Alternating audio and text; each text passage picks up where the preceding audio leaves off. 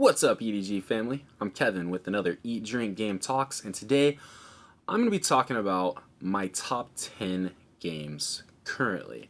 Now, I say that like that because I'm actually going to be talking about if my top 10 games were solely based on the board game top 100 and what is currently there. And I'll tell you, these numbers change all the time. I was actually just trying to update my list a few minutes ago, and I noticed a couple of them had dropped a couple of spots, and I was like, all right, well, let's keep this current. But I will tell you that these numbers change all of the time. I mean, like within days, some of these can go up or down.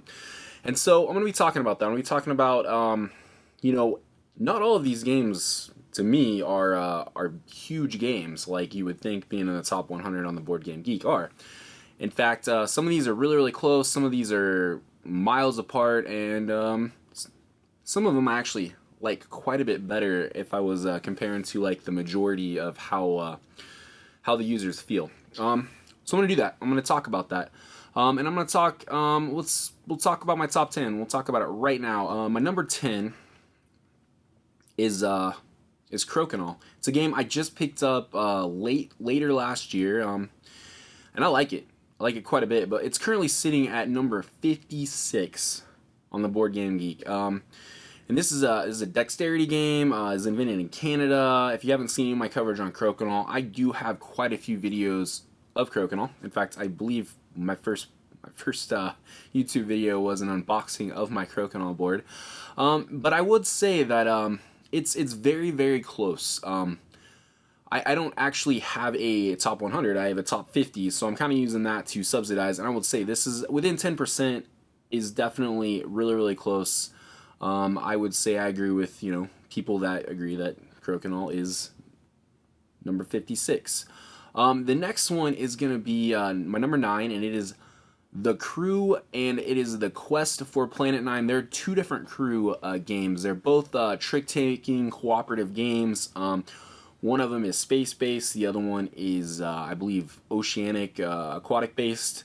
I have the space one. It was the first one, and I picked it up, and I like it. It is very situational for me. You can play it at 2. I don't think it plays very good at 2. I think I have tried to play it at 2. But it's definitely a 3 to 5 player game. And I like it. But it is it's number 55 on the Board Game Geek, and it's not very close. It's definitely not halfway in my top 50. It's closer to the bottom, to be completely honest. Like I said, it's just because it's situational. I think the game's fine. I do like it, and I do think it is very friendly to new gamers. I do tend to play this with my family, and like I said, it's not too heavy. I can't even remember actually how many missions. I think I'm about, furthest I've got, maybe about 10, 15 missions into this. But I do like it. It's not one of those that is ever gonna be that high for me.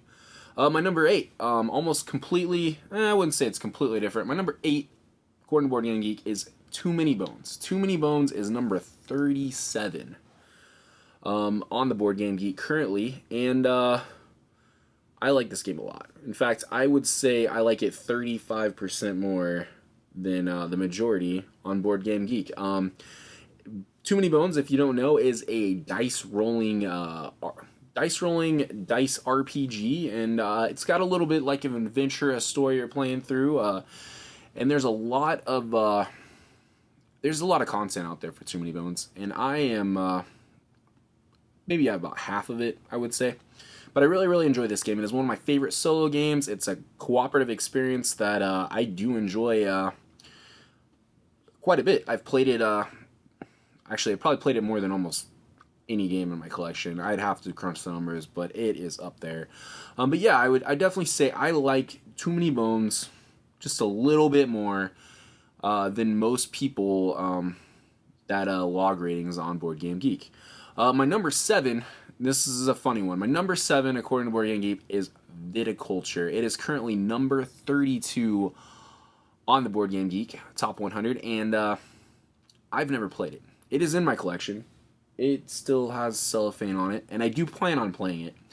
And I do think it'll do okay. Do I think it's going to be, let's look at the number, 32, It could very well get into the teens, into the high teens, low teens for me.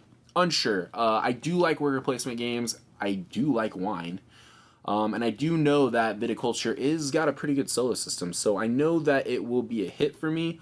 Not concerned about that. This is one of those games that I've always had my eye on, and I finally just kind of pulled the trigger on holiday sales, and I just had quite a few games to get through before I feel like there's maybe a crowdfunding lull to pull it out and get it tabled, but it will happen this year. But yeah, viticulture. Haven't played it.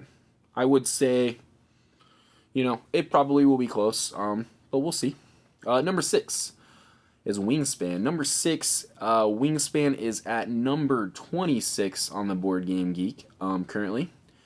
And I'd have to say, within 10%, it's pretty close. I like Wingspan. Wingspan I have played, I don't know, 4, 5, 6 times with people. Not a ton, but I've definitely played it quite a few solo. I like the solo puzzle. It's one of those games I feel like I can get onto the table. And honestly, I could solo in about 45 minutes. So it is a fun, action selection card drafting system. Love it. I don't know if I'll get more Wingspan content. I'm not going to talk too much more about Wingspan. But I will say it is close for me. I would have to say I agree with it being a pretty good game at number 26 on the Board Game Geek. Number 5. Feels like we're just going through Stonemaier country, but I think this is the last one on here. Scythe. Scythe is number 16 currently on the Board Game Geek, and I will say within 10%, I would agree with that. I'm definitely gonna be on the higher side. Scythe is high on my house ratings, and I love it. I haven't played Rise of Fenris, and I'm hoping to get that to the table this year, and that's definitely going to fluctuate the value a little bit. Once I get Rise of Fenris out, the value is going to go up of the game, but I'm going to play it. I'm going to get through the campaign. Hopefully I can, good play groups get through, but I will solo it if I have to. I played quite a bit of Scythe solo. It's not necessarily a game I would say I've mainly soloed, but I have played quite a few Toma games in Scythe. I love Scythe. And yeah, I would agree. I would agree with it. It is definitely higher up on my list. The next one is my number 4, Dune Imperium.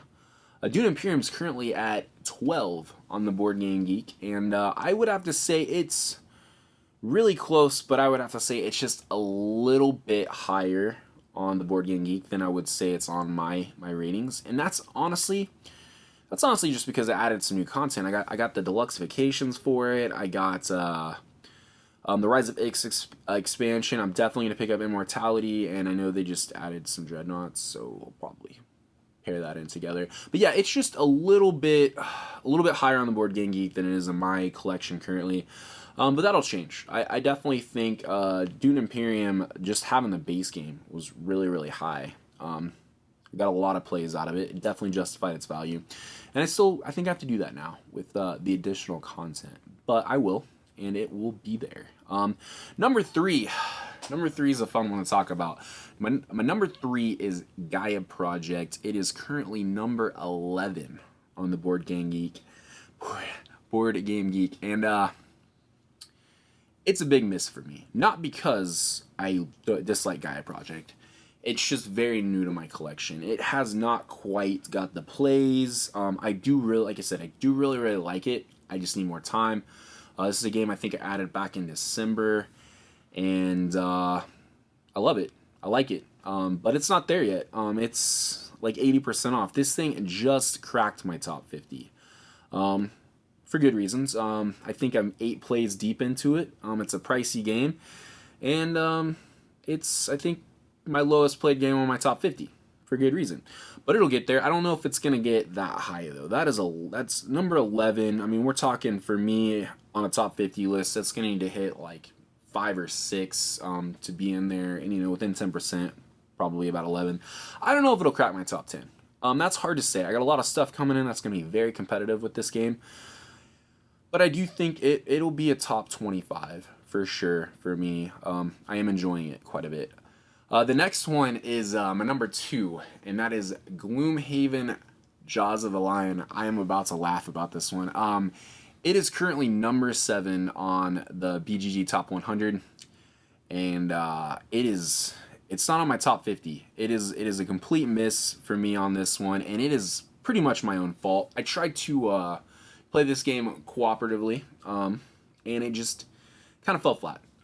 This is a game I definitely need to get back to the table. I definitely need to two-hand solo it.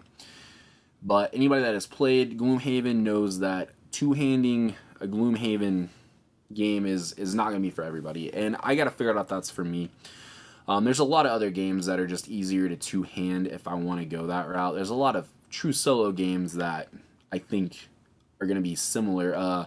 Like Tidal Blades come in this summer. Tidal Blades Part 2. It's going to be a dungeon crawl experience.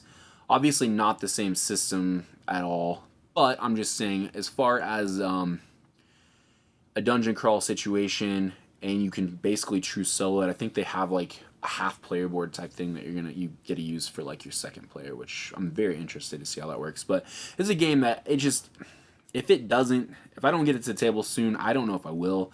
I need to. Any encouragement you have for me on that one, like I said, I need to jump in. I think I'm on like four missions or whatever in on that.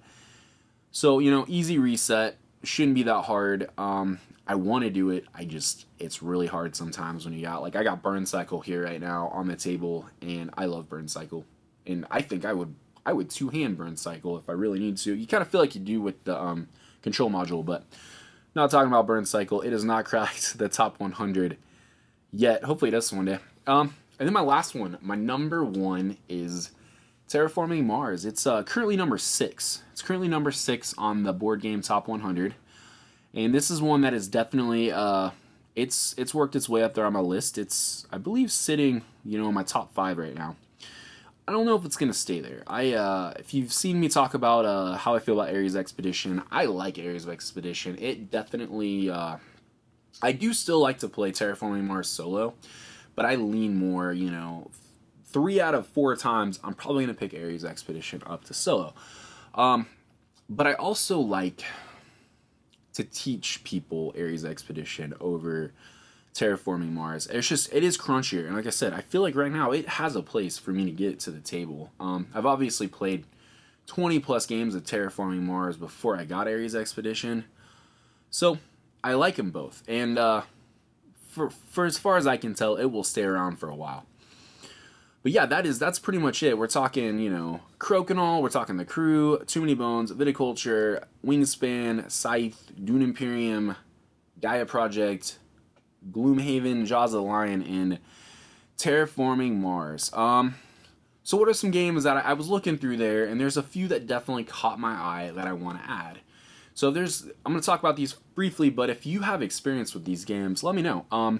One of them that I'm leaning more into is currently at number 46, and that is Anachrony. I didn't know about this game. I think I saw somebody post on one of the solo groups about it. I think it was on sale at the time, and I looked at it, and I was like, oh, you know what to do, and then it was gone, and I was like, oh, no. And it's basically, as far as I can tell, it's kind of like a Time Rift style mech. There's mech suits in it, but it's crunchy.